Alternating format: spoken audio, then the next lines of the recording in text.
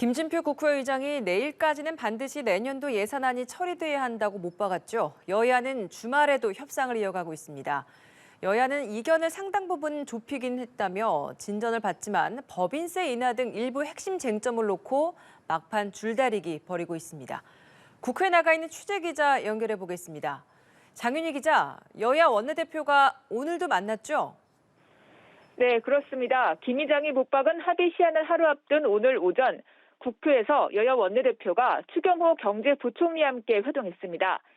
여야는 주말인 어제와 오늘 연쇄 회동을 통해 6개에서 7개의 쟁점에 대해 상당한 의견 접근을 본 것으로 알려진 가운데 이제는 김 의장이 낸 2가지 쟁점에 대한 최종 이견 조율 정도를 남겨둔 것으로 보입니다. 최대 쟁점은 여전히 법인세 최고세율 인하 문제입니다. 김 의장이 제시한 1%포인트 인하 중재안을 민주당은 받아들이기로 했지만 국민의힘은 그 이상의 인하를 주장하고 있습니다. 주호영 원내대표의 발언 직접 들어보시겠습니다.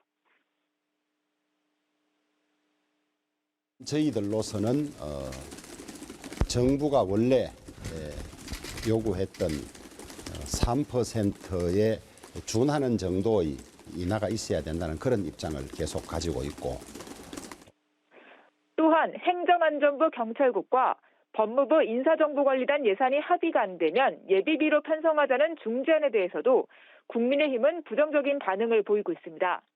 민주당은 정부 여당의 중재안 수용을 촉구했는데요. 직접 들어보시겠습니다. 민주당 입장에서는 의장 중재안이 최종적인 것으로 제시가 된 만큼 이제는 좀 정부 여당이 좀 받아들여 달라, 이렇게 저희가 계속 좀 요청을 하고 있는 상황입니다. 네, 이렇게 협상이 난항을 겪으면서 예산안 처리 이후에 본격 가동하려던 이태원 참사 진상규명을 위한 국정조사도 차질을 빚고 있습니다. 현재 국정조사 문제는 어떻게 진행되고 있습니까? 네, 예산뿐 아니라 야당 주도로 이상민 장관 해임 건의안이 처리되고 국민의힘 소속 특위위원이 사퇴 의사를 밝히는 일이 이어지면서 특위 활동 기간의 절반이 지나도록 제대로 가동되지 못하고 있습니다. 우상호 국정조사 특별위원회 위원장은 오늘 기자회견을 열고 이제는 결단하겠다고 밝혔습니다. 직접 들어보시겠습니다. 국회 일정과 무관하게 국정조사를 진행해야 한다고 생각합니다.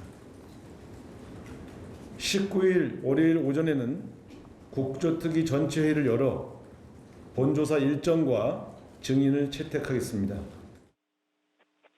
야3당은 내일부터 단독이라도 국정조사를 추진하겠다는 입장인데 여당은 예산안 처리가 먼저라며 내일 전체 회의에 참석할 계획이 현재로서 없다고 국민의힘 장동혁 원내대변인은 전했습니다.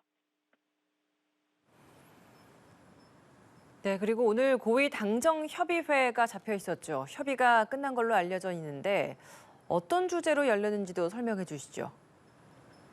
네, 국민의힘과 정부는 삼청동 총리공관에서 제6차 고위 당정협의회를 열어 노동시장 개혁 추진 계획, 초등학교 전일제 교육, 대학 기본 역량 진단제도 개편 등을 논의했습니다.